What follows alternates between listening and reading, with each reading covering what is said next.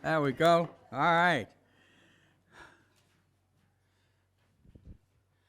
Uh, there's still no PowerPoint, you'll notice. And that's the joke this morning is on me because I have probably one of the more complicated messages that I wanted to share. And PowerPoint would really help, but we're going to get through it. That's the way Spirit works. Email it to everybody. Pardon? Put it up on your phone. Yeah, okay, that's right. So this morning, what I want to talk about is the idea of a self-aware universe. And I'm going to be doing this over 2 weeks. Today I want to talk more about the scientific approach to, not a self-aware universe, but a scientific approach to who and what we are and how we developed. And in Newtonian physics, everything developed from atoms. And in that day and time, atoms were thought to be solid. But along came a science called quantum physics. And quantum physics, first book I read on it was the Dance of the Woolley Masters by Gary Zukav. And the bookstore manager suggested I read it. And I was pretty amazed because I hadn't read anything of that nature since I took biology in college. And I don't think I read a lot of that or understood a lot of that, to be honest. It wasn't my thing, okay? History was good, but not biology. But we got through it. And as I read that, it started to open up a whole new world to me of understanding myself, literally, and understanding who I was and how my body and my mind and my heart operated together. But first, I think it's important to understand what quantum physics has brought to us. Now, most of us can envision, I had a picture of it, that in quantum physics, it's all about the study of subatomic particles. That the atom is actually more space than it is solid. And that what happens is that we have electrons and neutrons and protons, and that within this atom, they work with each other through electromagnetic pulse. And the reason that becomes important, I think, is because the quantum physicists, that's what they study. That's what they look at. Now, I don't know, but, I don't know if I could spend all day and a whole life looking at that, but they do. And they do a great job. And what's happened is that the world of transistors, or a lot of things that happen in space flight, have all come from the theory of quantum physics. So it's an important science today. And quantum physicists also have a great discussion, depending who you're talking to, on is there a God or is there not a God? Is there consciousness or is there not consciousness? And there are two groups primarily. One group would be called the material group. They look at things from a materialistic standpoint. And what it says basically is that everything has to have an atom attached to it. Everything. So the way they explain consciousness is that consciousness comes from the brain. And that the brain operates at such a level that it creates a consciousness within us. But they don't see the brain being affected by anything else. Whereas in unity, as many of you know, we would say that divine mind actually guides the brain and controls the brain when we allow it to do so. And the importance of that, of course, is that if you believe everything has to have an atom attached, then that kind of takes away the idea that, we have this thing called consciousness. And that the consciousness gives us a sense of self-awareness. And that self-awareness is transcendent as far as I'm concerned. And what happens is that because we are self-aware, the universe is self-aware.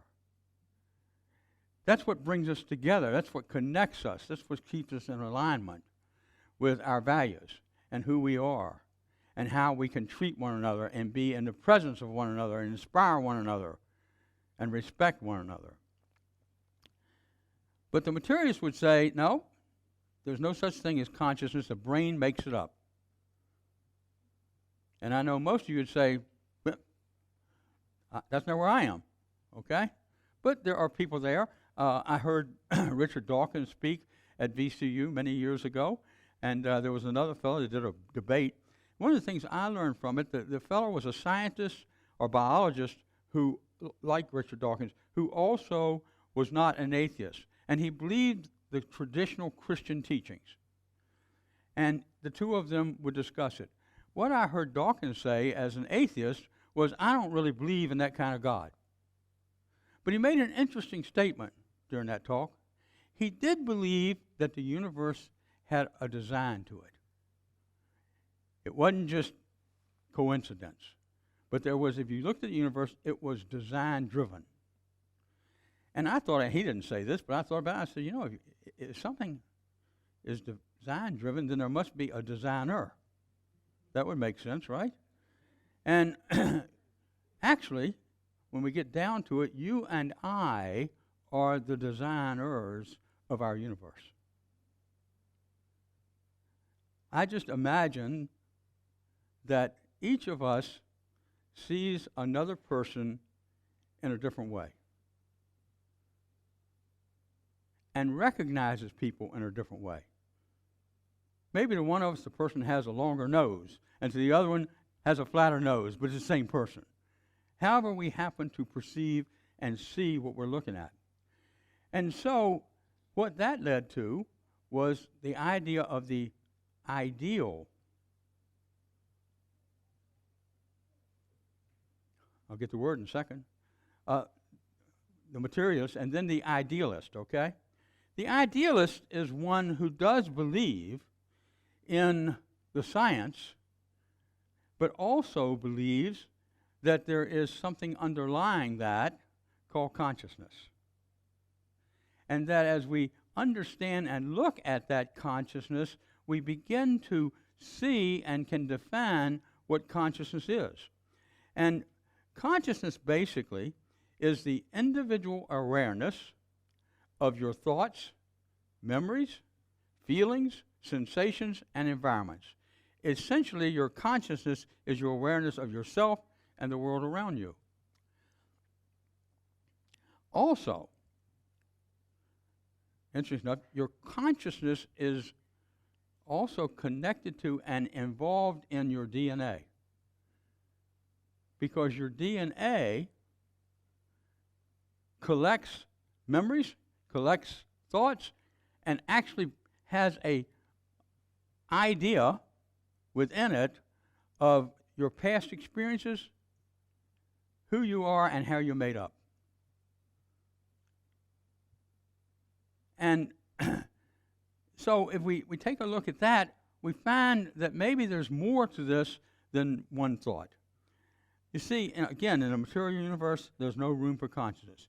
In the ideal universe, there is this thought that there is more to it than meets the eye.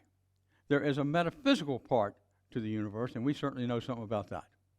And as we study that and understand that, we begin to understand, again, back to the idea that something about the universe is in order. And, that brings us to a lot of ideas and thoughts. For example, what is universal law?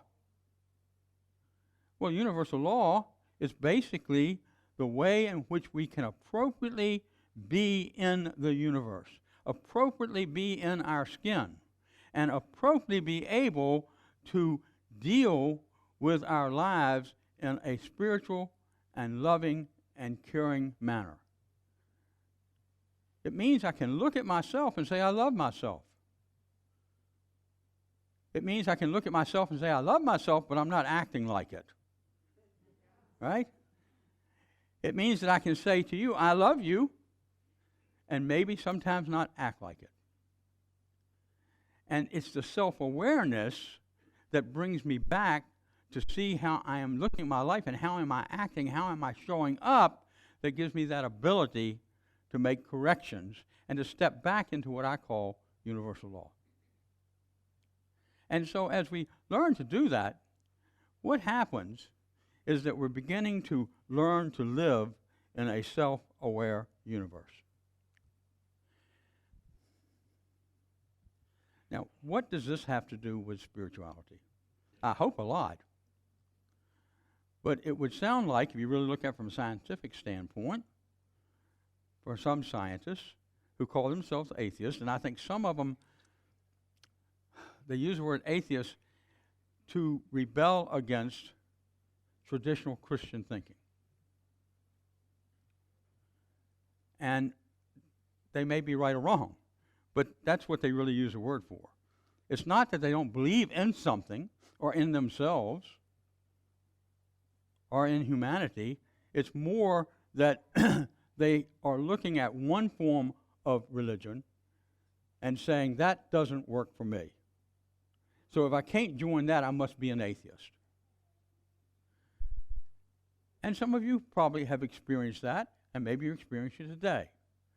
But really what happens is that we have choices we can make over how we see the design of the universe, how we experience God, how we experience Jesus, how we experience the Buddha.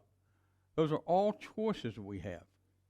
And so we don't have to be in alignment with traditional Christianity, and some may be, and there's nothing wrong with that. Remember, there are many paths to God. But sometimes, when you come from a more traditional background where you feel wounded, you don't think that's one of the paths. But it really is, for the right person under the right circumstances. My mother and I used to sit up nights, and she read Lessons in Truth, and she read a few other things. And this was after I came to ministry. And we used to sit up at nights talking about different ideas and different thoughts. But she said to me one night, and we didn't argue about it. You didn't argue with my mother, okay? I knew better. But we sat up one night and we talked about, in Lessons in Truth, some of the ideas behind it, and that maybe, just maybe, within us is our own salvation. And one evening, Mother said to me, Richard, I don't disagree with anything you're saying. I love talking about it. But all my life, I have believed that Jesus died for my sins. I consider myself a Christian under that definition. And I'm not going to stop now. She was 84 years old. And I said, I don't want you to. I think that's not my objective. We are just discussing what I now believe and sharing it. And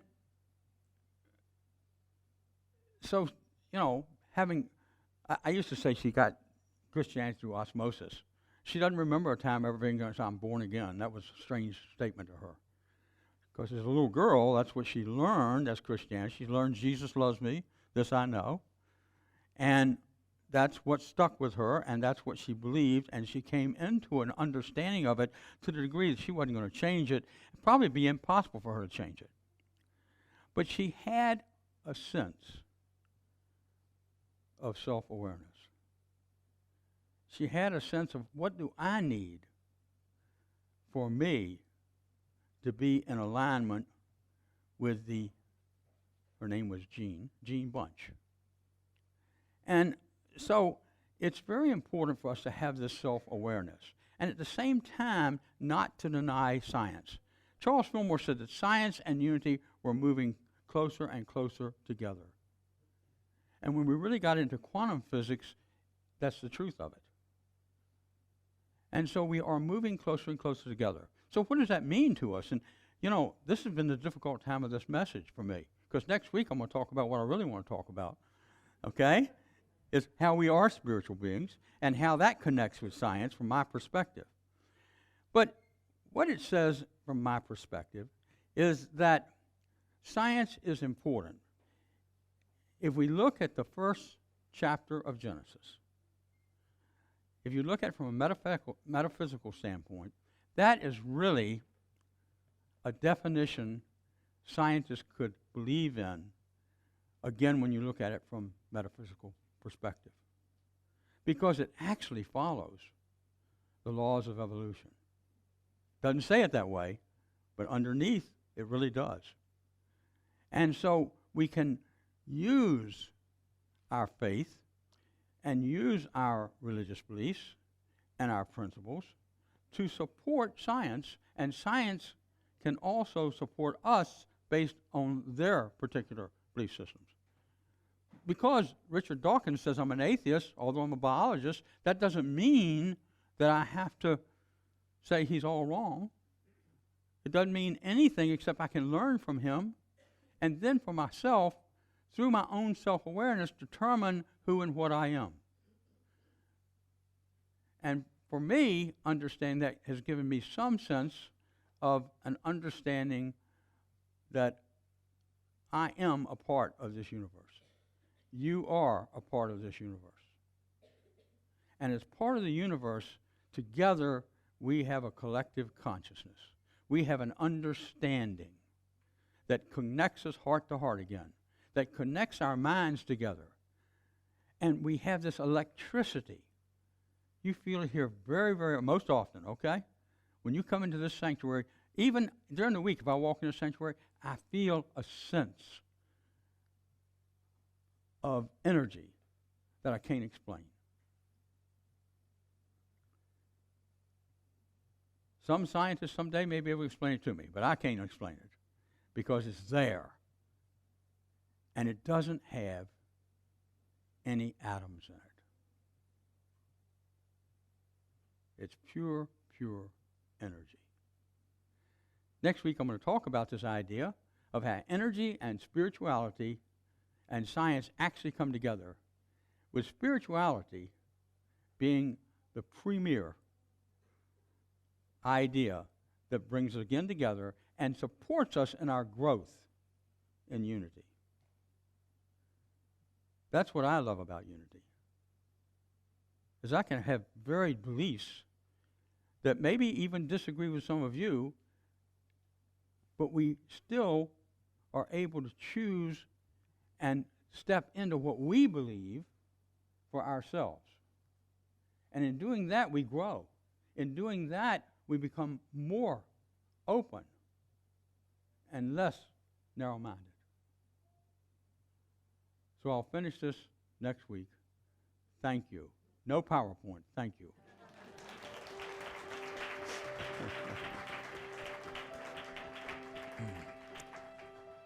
So now let's get ready to move into consciousness. Now I invite you to gently close your eyes. I invite those at home to do the same. And as you close your eyes, understand that still is light. We are not in darkness, because through our breathing and through our consciousness, we are very, very alive. Feel that this morning, that you are very, very alive.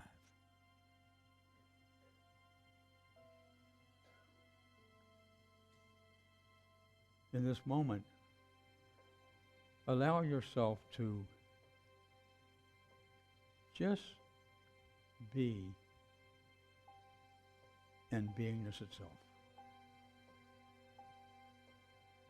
And feel the energy of a self-aware universe moving in and through you as we sit in the silence.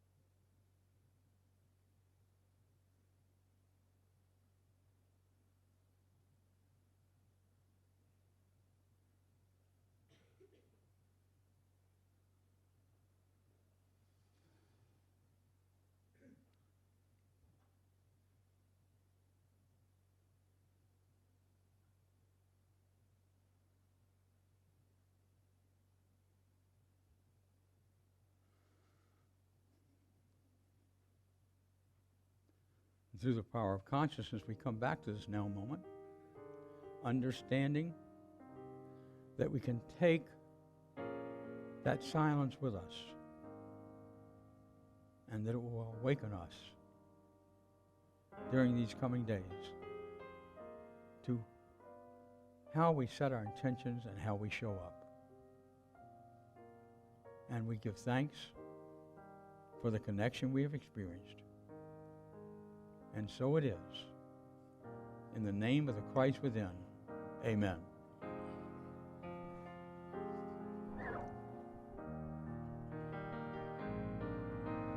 Flow, Spirit, flow through me as I open up to be an expression of your unfolding peace. Show, Spirit, show through me as I open up to be an expression of your unfolding